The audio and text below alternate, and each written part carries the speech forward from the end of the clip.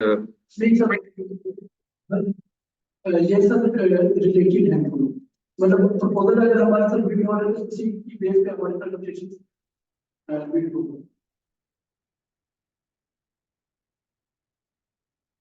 मुझे तुम्हारा सवाल जो है ना वो इस तरह सवाल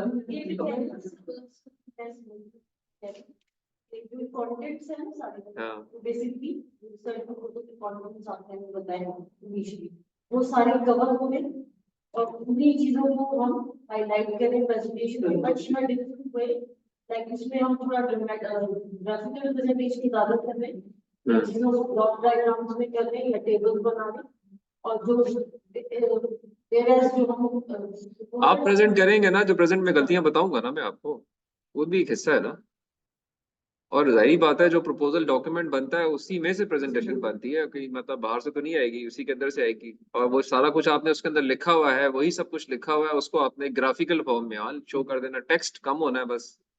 क्योंकि आपकी अंडरस्टैंडिंग शो होनी चाहिए कि आपने पढ़ा है, समझा है, लिखा है, तो आप देख सिर्फ पॉइंट देखें और बोलें, बजाय ये कि आप पढ़ना शुरू कर दें कि इधर क्या खबरें नहीं पढ़नी। प्रेजेंटेशन में और लिखने में ये फर्क होता है, वो फर्क आपने सामने रखना है आपने। तो उम्मीद है कि चीज़ें ठीक हो जाएंगी। चले ठीक है, okay. You are working on your presentations ना, ठीक है। वो तो आप एक पैटर्न पे बना रहे हो, और मैं बार बार या अक्सर औकात बीच बीच में आपको लुक में देता रहता हूँ कि किस तरह से बनानी है प्रेजेंटेशन। आपने लिख के भी बताया, वैसे भी बताया, दिखाई भी है प्रेजेंटेशंस। पैटर्न आप अब अकॉर्डिंगली अपना एक डिफाइन कर सकते हैं कि मैं किस तरह अच्छे तौर पे बात कर सकता हूँ।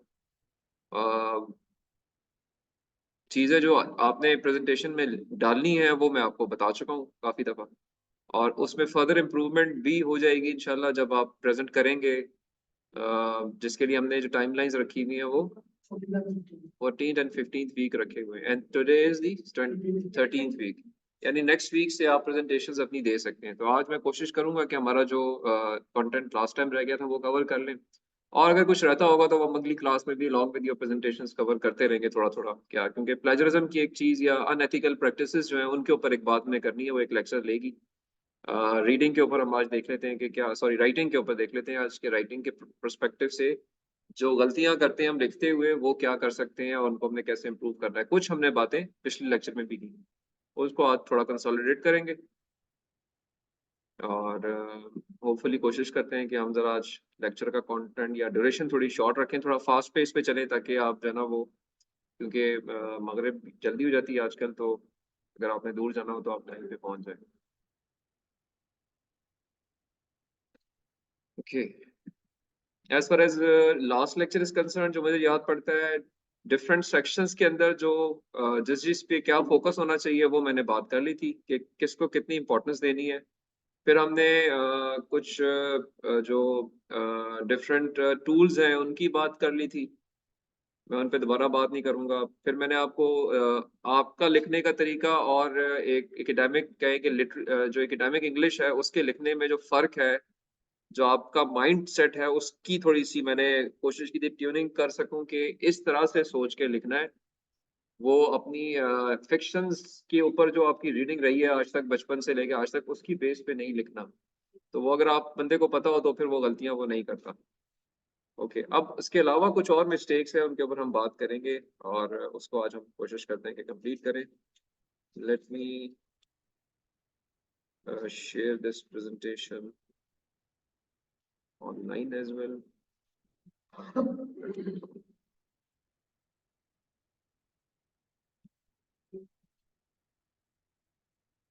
चलिए, ओके। शुरू में कुछ कंटेंट जो है वो शायद अभी जो लोग एंटर हो रहे हैं उन्होंने नहीं सुना होगा, वो रिकॉर्डिंग में आ जाएगा, वो वहाँ से रिकॉर्डिंग में इनिशियल कंटेंट सुन लें। हम अब चलते हैं आगे, जो कि आज का कंटेंट हमने कवर करना है, उसमें मैं शेयर कर रहा हूँ।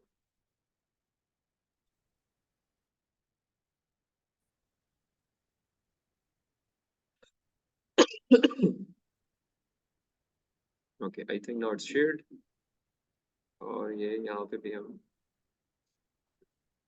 स्क्रीन पे भी शेयर कर लें।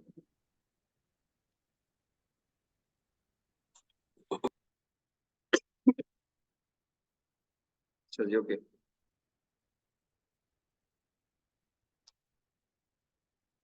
focus for today's lecture is discuss common writing mistakes. Couple of them we discussed in the last lecture and we will complete it today. And if time permits, then we'll move on to the unethical practices. वो क्या क्या है, उन पे किस तरह से आपने काम करना है.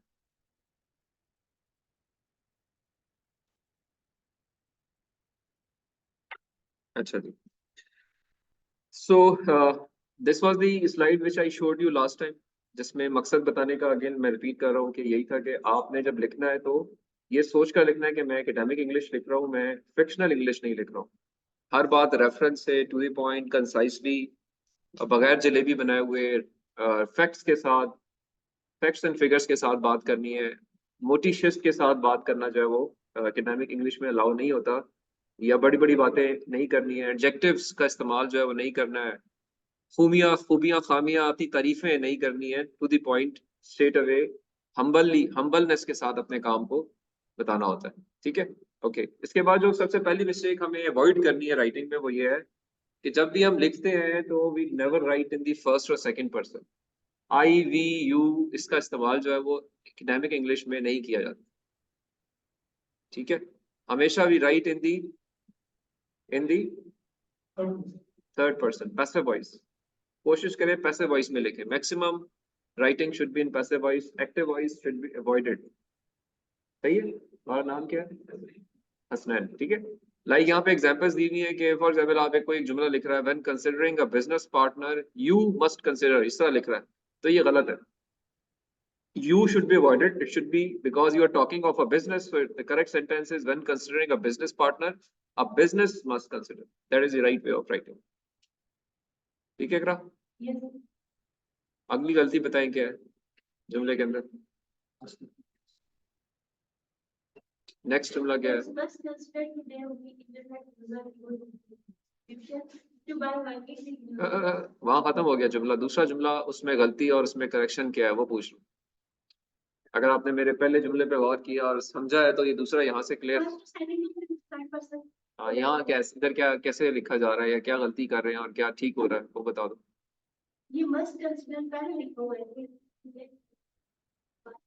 नहीं, वो तो मैंने बता दिया ना. अगला जुमला जो है वो कॉमा के बाद शुरू हो रहा है. Use in picture to working with users by. देखिए ये यहाँ से लेके यहाँ तक ये जुमला और उसकी डिस्क्रिप्शन मैंने भी आपको एक्सप्लेन कर दी. मैंने गलती भी बताई और ठीक भी बताया. अब मैं पूछ रहा हूँ ये दूसरा एग्जाम्पल यहाँ से शुरू हो रहा है, यहाँ खत्म होगा. इसमें सही जुमला क्या है, गलत जुमला क्या है?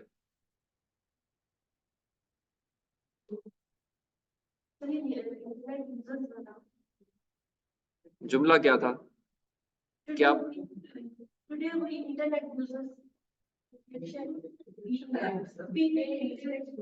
देखो वी यहाँ पे हाँ हाँ, तो ये वी नहीं, अभी वो बात नहीं हम कर रहे हैं कि कैपिटल या एक जुमला बीच से या कहीं से शुरू हुआ है, उसमें जो गलती भी यहाँ बताई थी मैंने वो ये थी कि फर्स्ट पर्सन का इस्तेमाल नहीं करना. अभी वही फोकस कर रहे हो. पूरी रिसर्च डॉक्यूमेंट के अंदर आई, वी, यूज का इस्तेमाल नहीं होता. फर्स्ट पर्सन सेकंड पर्सन का इस्तेमाल नहीं होता. थर्ड सेंटेंस जो है हसनैन, क्या है, गलती क्या है और ठीक क्या है?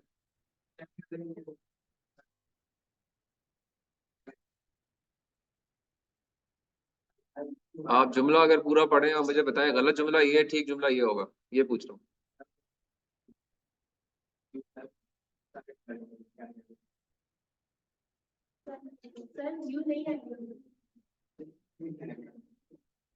और क्या, मैं वही तो पूछ रहा हूँ, सही जुमला क्या है, गलत जुमला क्या है? गलत पहले बता दो, गलत जुमला क्या है?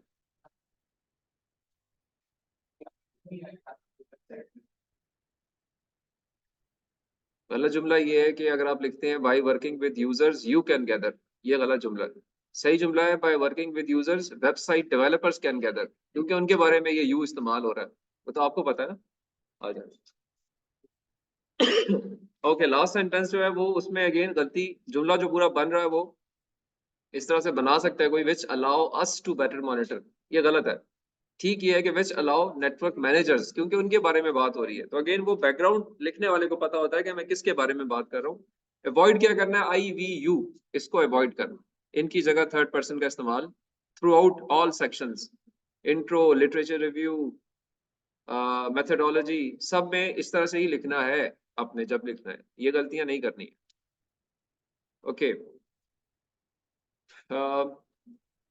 Personal information, unnecessary information, Jurgen, indirect चीजें बताने की जरूरत नहीं होती है, अवॉइड करें, पहले भी बात कर चुके हैं, यहाँ दोबारा रिपीट कर रहे हैं। तीसरा पॉइंट, जब आपने नंबर्स लिखने होते हैं अपने डॉक्यूमेंट के अंदर, तो जब भी आपका नंबर 10 से छोटा हो तो उसको आप स्पेल करेंगे। स्पेल मींस 5 को FIVE लिखेंगे, नंबर 5 नहीं लिखेंगे। whenever number is larger than 10, then you can write the number. This is a common practice in academic English. तो आप फिर नंबर लिखेंगे, हाँ, फिर मतलब 12 है तो 1 2 लिखा जाएगा, बट 10 से नीचे जब भी नंबर होता है तो उसमें आप स्पेलिंग के साथ लिखेंगे, ठीक है, 9 10 तक। So this is fine. So यहाँ गलती भी जो की हुई है वो गलती लिखी है, 5 कंपनीज को FIVE companies, 5 companies from 3 region, THREE regions were surveyed over a 3 means THREE, ये लिखना चाहिए था, तो ये गलती है यहाँ पे, ठीक। तो इसको ध्यान में रखें, ये एक और मिस्टेक है जो कि we do in academic English.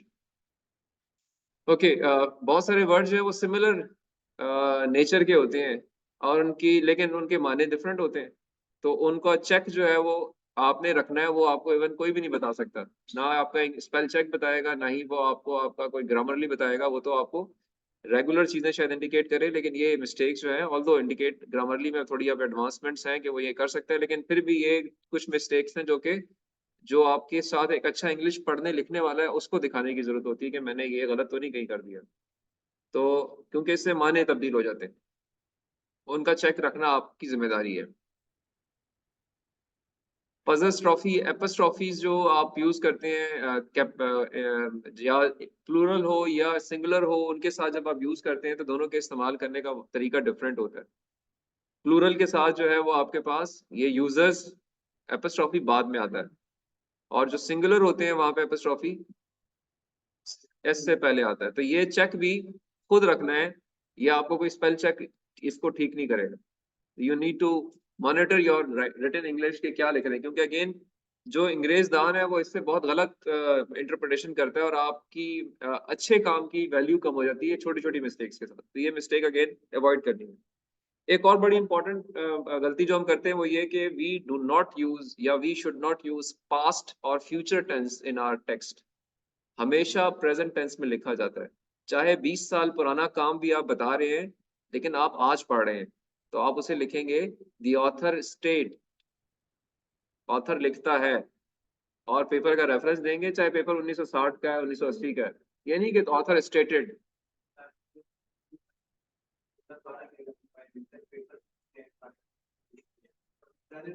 आप प्रेजेंट टेंस में लिखेंगे ना, आप कहेंगे द ऑथर और mister Richard and colleagues states, लिखते हैं, लिखा है, ना के वो आप तरीका इंग्लिश का आप अपने सेंटेंस मेकिंग अपने तरीके से कर सकते हैं, बट माय पॉइंट इज कि यूज प्रेजेंट टेंस, और पैसिव वॉइस यूज करें तो it is stated, it's fine, have stated that is okay, ठीक है, बट पैसिव वॉइस कर सकते हैं, बट पैसिव वॉइस भी प्रेजेंट टेंस का पैसिव वॉइस होगा, ठीक है। तो avoid past and future tense unless very necessary and you know कि यार मैं कुछ ये लिखना मेरे लिए जरूरी है, मोटे तौर पे पास्ट टेंस को अवॉइड करना है। You can go through your own literature review जो आपने लिखा है, everybody has used past tense, past tense में नहीं लिखना, हमेशा प्रेजेंट टेंस में लिखा जाता है, this is a mistake which we do. हाँ, कोई एडवांस रिसर्चर है, एस्टेब्लिश्ड डेवलपर है, उसका नाम एस्टेब्लिश है दुनिया में, फिर वो जो करे उसे कोई नहीं पूछेगा, लेकिन ये क्या कि जो स्टार्टर्स होते हैं या जो नए लोग हैं उनको कुछ रूल्स को फॉलो करना चाहिए, तो again this is a very important mistake which we do, तो इसको आपने अवॉइड करना है। आपने एक फैक्ट बयान किया लेकिन उसकी सोर्स नहीं दी, लाइक ये एग्जांपल दी हुई है कि एक जनरल एग्जांपल है कि in the following year 28 banks followed the trend and offered E banking services. अब ये एक स्टेटमेंट है लेकिन ये एक फैक्ट भी है, कोई आप बता रहे हैं कि जी ये चीज की गई है, तो ये आपने हवा में से तो नहीं पकड़ी ना, कहीं से पढ़ी है, कहीं से सुनी है, तो इसका रेफरेंस आना चाहिए यहाँ पे। In a way, this is just an example. What I wanted to convey, whenever there is a fact in your statement, in your text, always refer. क्योंकि फिर अल्टीमेटली वही पैराग्राफ जो मैंने पहले बताए थे आपको कि आप ऐसे बातें करेंगे तो पढ़ने वाला कहेगा कि ये ऐसी बस मार रहा है, इसमें कोई हकीकत नहीं है। तो we always write with references, specially whenever there are facts. जब कोई फैक्ट आएगा आपने हमेशा सोर्स को साइट करना है, याद रखें। ओके, ये जो आर्टिकल्स का यूज है, ए एंड दा का इस्तेमाल, ये बड़ा इंपॉर्टेंट है। बहुत गलतियां लोग करते हैं, स्पेशली जिनकी अंग्रेजी अच्छी नहीं होती, लेकिन इसका बहुत बुरा इंप्रेशन मिलता है जब कोई इंग्लिश वाला पढ़ता है इसको। इसका तरीका क्या है, या तो ग्रामरली का इस्तेमाल करें, या फिर आप किसी अच्छे इंग्लिश पढ़ने वाले को अपना टेक्स्ट दिखाएं कि इसमें गलतियां मेरी ए एंड दा की निकालो, ताकि वो उसको ठीक करे। And this comes with practice कि एक सेंटेंस में दा कहाँ आएगा, आ कहाँ आएगा। लेकिन ये अगर नहीं यूज कर रहे तो आप गलती कर रहे होंगे, पढ़ने वाले को समझ आ रही होगी। इसका ख्याल रखना, पता हो तो आप ख्याल करते हैं, नहीं पता तो आप बस कहेंगे ठीक है। तो इसको चेक लगाना है आपने। कुछ ऐसे वर्ड्स होते हैं जिनको हाइफनेट किया जाता है। हाइफनेट मीन्स कि एक डैश डाला जाता है। लाइक यहाँ पे कुछ वर्ड्स लिखे हुए, कंप्यूटर रिलेटेड सब्जेक्ट में कंप्यूटर और रिलेटेड के दरमियान में हाइफन आता है, अदरवाइज ये चेंज हो जाता है वर्ड की मीनिंग। फुल और टाइम के दरमियान हाइफन आता है। ऑब्जेक्ट ओरिएंटेड के दरमियान में डैश आता है। स्मॉल एंड मीडियम और साइज के दरमियान एक हाइफन आता है। तो ये जो हाइफनेशन है ये भी इंपॉर्टेंट है अंग्रेजी के अंदर, इसका चेक रखना आपकी जिम्मेदारी है। ग्रामरली ये इंडिकेट करता है, बट अगर ग्रामरली यूज नहीं कर रहे हैं तो फिर आपको तरीका आपके पास होना चाहिए कि इसको आप चेक लगाएं कि मेरे टेक्स्ट में कहाँ ये गलतियां मैं कर रहा हूँ, क्योंकि ये अगेन पढ़ने वाला फौरन पिक करेगा। Improper page numbers, again need to check कि मेरे पेज नंबरिंग ठीक हुई भी है, क्योंकि ये again is a mistake.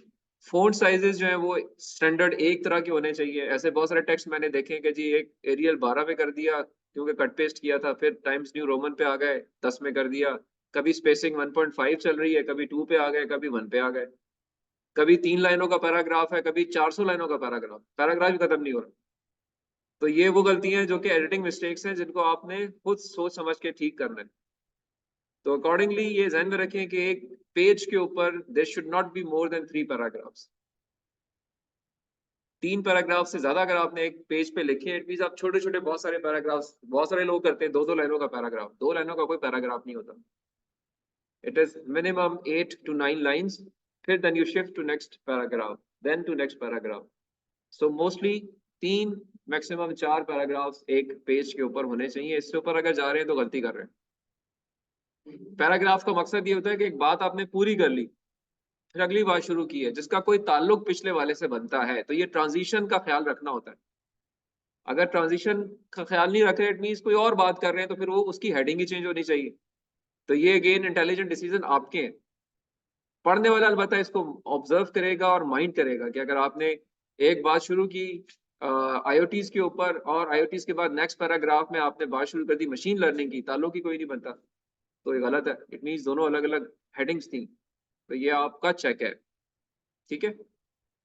Last point ये है कि बाज़ औक़ात आपने 12 रेफरेंस दिए होते हैं टेक्स्ट के अंदर, और जब आखिर में जाके बिब्लियोग्राफी देखते हैं तो वहां पे 6 रेफरेंस दिए होते हैं,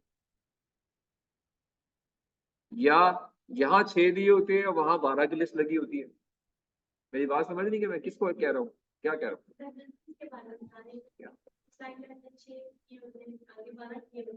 किस पे किए होते हैं, किस साइड पे? स्लाइड की तो बात ही नहीं, हम तो रिटन टेक्स्ट की बात कर रहे हैं। प्रेजेंटेशन तो इसमें कोई ताल्लुक ही नहीं है इन सारी चीजों से। मैं तो आपकी डॉक्यूमेंट की बात कर रहा हूँ, अब तक इतनी बातें की हैं। जब आप डॉक्यूमेंट बनाएंगे ना, ये उसकी बात हो रही है।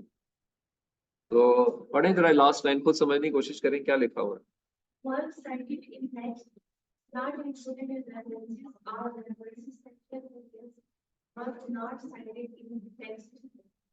क्या समझ आती है?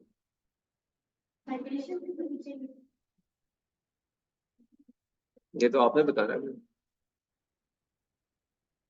चले आप बताओ। मतलब ये कि इंडेक्स में जो हम रेफरेंस दे रहे हैं they should be included in the bibliography और vice versa अगर bibliography हम check करें तो हमारे references को full site होनी चाहिए एक text में हमारे को इनको वो एग्जाम्पल खोल के दिखा दें, वो एक पेपर खोल के दिखा। मेरा लैपटॉप पर काम कर पेपर है आपके पास कोई? मोबाइल में है? मेरा मोबाइल है? सर्च पेपर्स के अंदर इन टेक्स्ट रेफरेंस कौन से होते हैं? लास्ट नहीं, इन टेक्स्ट मींस रेफरेंस सेक्शन तो एक रेफरेंस सेक्शन, इन टेक्स्ट जो से पहले सेक्शंस है ना सारे, उनमें जो रेफरेंसेस होते हैं उनको इन टेक्स्ट रेफरेंस कहते हैं। तो उन रेफरेंसेस को और रेफरेंस सेक्शन को आपस में मैच होना चाहिए, ये कह रहे हैं, वो आपको भी दिखा भी दें। मतलब बाकियों को समझ आइए। हाँ,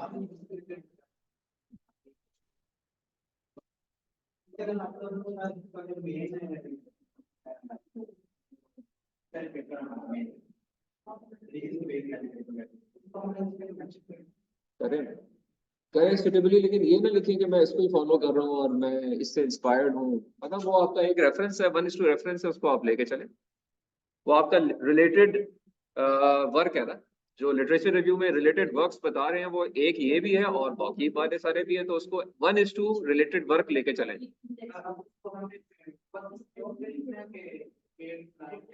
आपकी चॉइस है, कोई इसमें वो नहीं है, वो सीक्वेंस में जहाँ आएगा वहां पे सीक्वेंस आपने डॉक्यूमेंट का फॉलो करना है। पहले अगर उसकी बात कर ली है कहीं पे तो पहले आ जाएगा, अगर वो 8वें नंबर पे उसके बारे में बात की है तो 8वें नंबर पे आ जाएगा, लेकिन जरूरी नहीं होता कि वो पहले नंबर पे रखा जाए।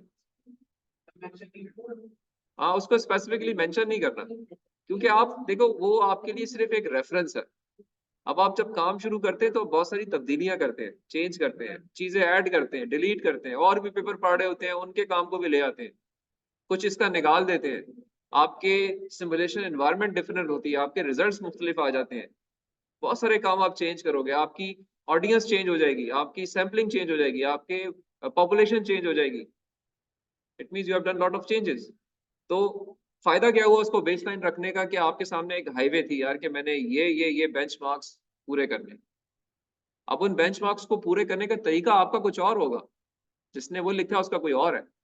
आप उसके सिस्टम पे तो नहीं बैठे हुए ना, आप अपने सिस्टम पे बैठ के काम कर रहे हो, तो आपने अपने तरीके से कर, तो ultimately you will be different. तो फायदा ये हुआ कि आपने उसके काम से सीख लिया कि यार मैंने करना कैसे था।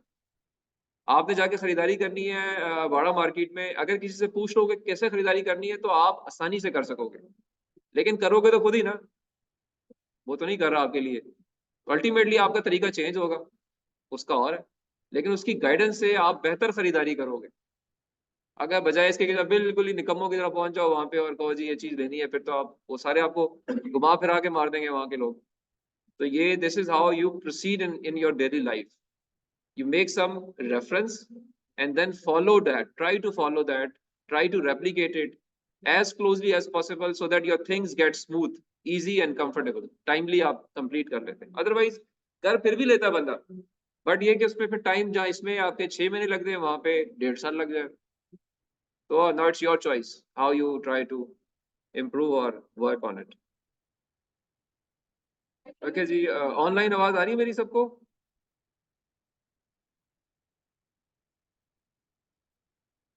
हाँ जी, ऑनलाइन है कोई या नहीं है इस वक्त?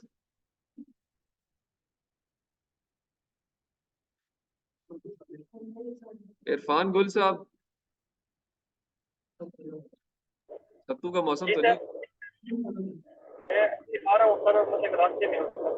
अच्छा, तुम रास्ते में हो, ओके जी। नाजिश, नाजिश आपको आवाज आ रही है?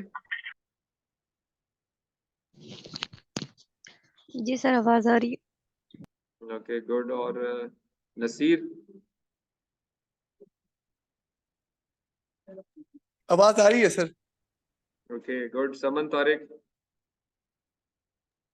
अस्सलाम वालेकुम सर। वालेकुम अस्सलाम। जी सर, आ रही है आवाज। अच्छा चलें, गुड। मीन्स के आप बातें सुन रहे हैं। कुछ थोड़ा सा लेक्चर रिकॉर्डिंग में आया होगा, वो शायद उस वक्त तक आप लोग कनेक्ट नहीं हुए थे, वो आप शुरू में देख लीजिएगा, बट अभी फॉलो करना शुरू कर दें जो हम कर रहे हैं चीजें। अच्छा जी, so these are the certain mistakes जिसपे हमने बात की है, और अकॉर्डिंगली इसमें किसी पॉइंट के अंदर कोई डाउट किसी किस्म का किसी को समझ ना आई हो, ये वो कुछ पॉइंट्स थे जो कि हमने अपने हाथ पे जब कर लें लिख लें तो हमने देखना है कि मैंने इसमें कोई चीज इस हवाले से मिस तो नहीं कर गया हूँ। जी पूछे, क्या सवाल है? सर एक जनरल सा ये सर, मेरे जो पेपर है सर वो छुट्टी नहीं पड़ रही सर। सॉरी क्या नहीं है? जो पेपर है सर आपके सर आपको भी देख सकते हो क्या है वो। हाँ जो मेरे पास पेपर है सर मैंने मतलब काम कर दिया पेपर मेरे पास तो और रिलेटेड पेपर्स तो होते देखो, वो आप शायद ऐसा सोच रहे हो कि एग्जैक्टली वही टाइटल वही काम। रिलेटेड का मतलब ये होता है कि उस तरह का काम। वो तो मैं वो कर लूंगा, लेकिन ये कि सर वो फिर अभी सर वो आपको पहले उसका एक्सप्रेशन जो बना देंगे और कोई चीज नंबर पूरे करने के लिए तो सर मेरे माइंड में ये होती है कि पेपर पूरा वो डाल दिया ये कि सर वो फिर उसकी टेक्स्ट नहीं ये देखो, आप अगर मुझे समझ ये नहीं आ रही कि हाउ कैन यू से कि एक एरिया पे सिर्फ 16 पेपर पब्लिश हुए। मैं इसको ठीक नहीं समझता, आपकी स्टेटमेंट ठीक नहीं है। हो ही नहीं सकता कि एक एरिया में दुनिया में सिर्फ 16 पेपर पब्लिश हो, सिंपली अनएक्सेप्टेबल। अगर 16 हुए हैं तो 1600 हुए होंगे, आपको मिल नहीं रहे। आप ढूंढेंगे तो आपको मिल जाएंगे, ठीक है। और again statement is very broad, we say that they should be related works. Related works का मतलब ये होता है कि अगर एक बंदा मच्छरों पे रिसर्च कर रहा है, सही है, तो हो सकता है मच्छरों पे उसको 15 पेपर मिल जाए, लेकिन उसको हाथी पे 2 पेपर और भी मिलेंगे जो कि इसी तरह का काम, इसी तरह की टेक्निक इम्प्लीमेंट कर रहे होंगे फॉर हाथी। तो रिलेटेड काम है ना। एक डिजीज है वो मुख्तलिफ स्पीशीज में हो सकती है, आपको एक स्पीशीज पे कुछ मिल गया किसी और के हवाले से कहीं और मिल जाए, वो भी रिलेटेड है। फिर टेक्निक भी रिलेटेड हो सकती है, जैसे एक मशीन लर्निंग अप्रोच अप्लाई हुई है आपकी पॉलिसी मेकिंग के ऊपर, ठीक है। वही मशीन लर्निंग अप्रोच कुछ और जगहों पे भी अप्लाई हुई है जो कि पॉलिसी मेकिंग नहीं है, लेकिन वो एरिया कोई और है, टेक्निक वो है जो आप पे अप्लाई होती है, तो आप वो भी आपका रिलेटेड काम बन जाता है। समझ गए? डॉक्यूमेंट सॉलिसिट के ऊपर कोई एक काम हुआ होगा, ठीक है, टेक्स्ट समराइजेशन के ऊपर कोई काम हुआ होगा, ये रिलेटेड काम बन जाते हैं एसओपीज के। तो आपने वो रिलेशनशिप के पर्सपेक्टिव से भी पेपर ढूंढ सकते हो अगर आप ढूंढना चाहो। तो रिलेटेड काम जो होता है वो एक ब्रॉड टर्म है, इसका ये मतलब कतई नहीं है कि एग्जैक्टली वही काम जो आप कर रहे हैं एग्जैक्टली वही उन्हीं नामों के साथ उन्हीं कीवर्ड्स के साथ ही पेपर ढूंढने हैं, नहीं। बहुत अच्छा अगर मिल जाते हैं, उनमें आपको मिलेंगे। मेरा अगेन इसमें भी मेरा क्वेश्चन है कि उसमें भी मिलेंगे, हो नहीं सकता कि उसमें ना हो, लेकिन ब्रॉडली आप और रिलेटेड चीजों को भी देख सकते हैं जो कि उस तरह का काम हो जो आप काम कर रहे हैं। फॉर एग्जाम्पल आपका टाइटल क्या है?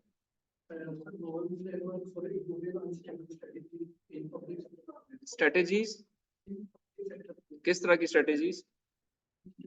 अनस्टेबल स्ट्रेटेजी, ओके जी। अब पब्लिक सेक्टर ऑर्गेनाइजेशंस में अनस्टेबल स्ट्रेटेजीज की इंप्रूवमेंट पे आप काम कर रहे हैं, क्या आपके ख्याल में और दूसरी जो ऑर्गेनाइजेशन है जो पब्लिक सेक्टर नहीं है उनमें अनस्टेबल स्ट्रेटेजीज नहीं होती? होती हैं, उनमें भी इंप्रूवमेंट के लिए काम लोग करते हैं, पेपर लिखते हैं, वो आपके रिलेटेड पेपर्स हैं, ठीक है। और क्या सिर्फ अनस्टेबल स्ट्रेटेजीज ऑर्गेनाइजेशंस में ही होती है? भाई अनस्टेबल स्ट्रेटेजी तो कहीं पे भी हो सकती है, एक एल्गोरिथम में भी हो सकती है। एल्गोरिथम क्या है? एल्गोरिथम एक प्रोसीजर टू डू समथिंग है, कंप्यूटर साइंस का एक टॉपिक है। उसमें एक अनस्टेबल स्ट्रेटेजी किसी ने डिफाइन कर दी है जो कि स्टेबली कन्वर्ज नहीं कर रही, उसके ऊपर लोगों ने टेक्निक्स डिफाइन की हुई, how to stable it. Think broadly. आपकी एप्लीकेशन है एक उस एरिया में है जो कि पब्लिक सेक्टर ऑर्गेनाइजेशन है, लेकिन वो काम दुनिया में और बहुत सारी जगहों पे हो रहा है और नामों से हो रहा है, समझ रहे हैं? तो आपके रिलेटेड काम बनते हैं वो आप, और अच्छा है कि अगर आप वहां से कोई टेक्निक उठा लेते हो जो कि कहीं और सक्सेसफुल है, यहाँ किसी ने कभी यूज ही नहीं की, किसी सॉफ्टवेयर के अंदर यूज हुई है, यूज इट यार, क्या बुराई है।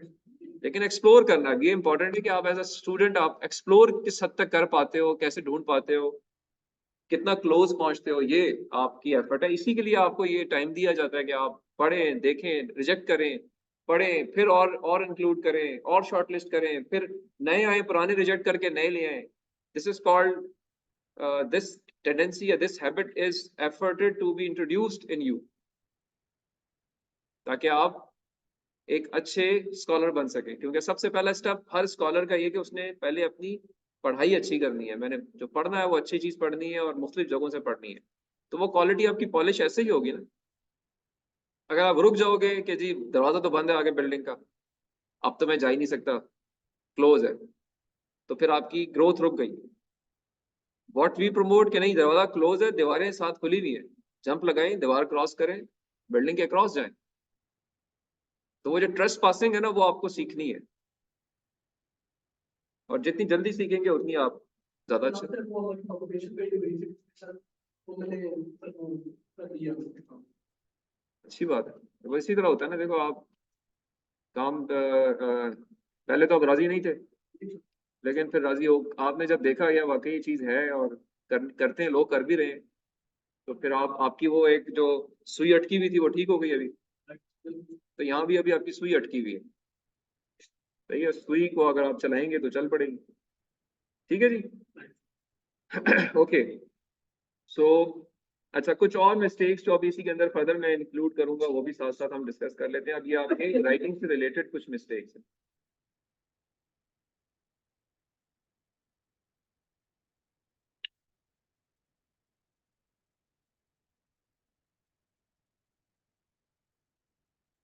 अच्छा जी.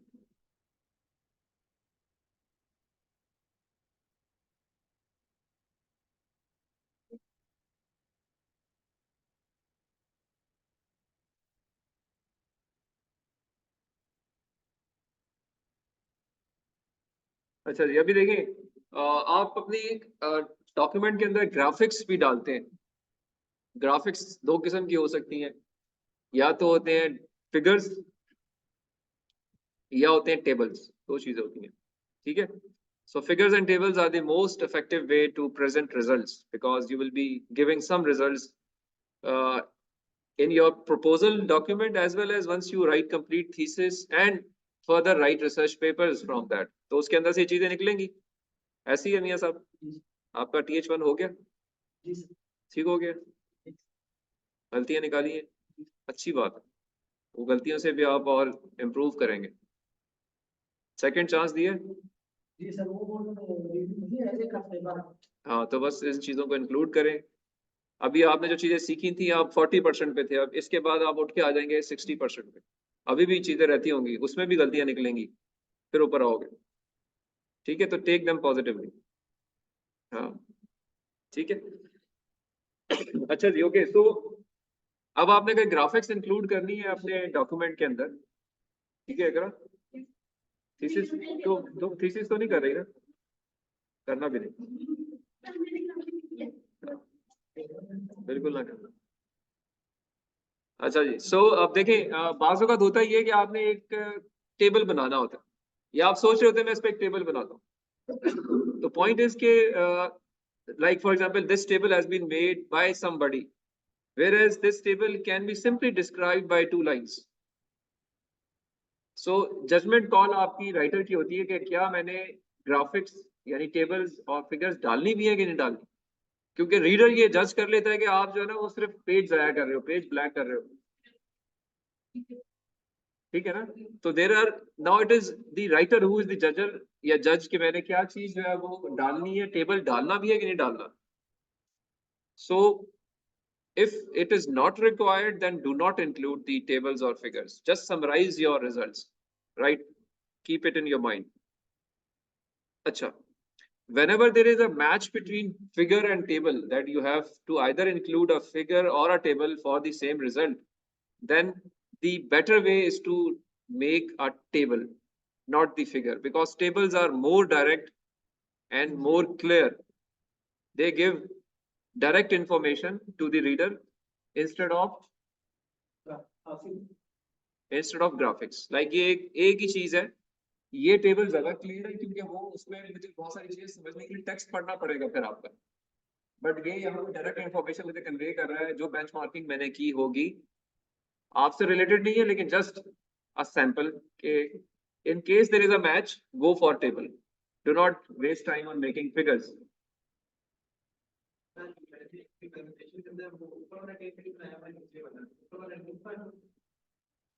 Rafia Vapoor is saying thesis is Khwari. Okay, ji. Thanks for the information.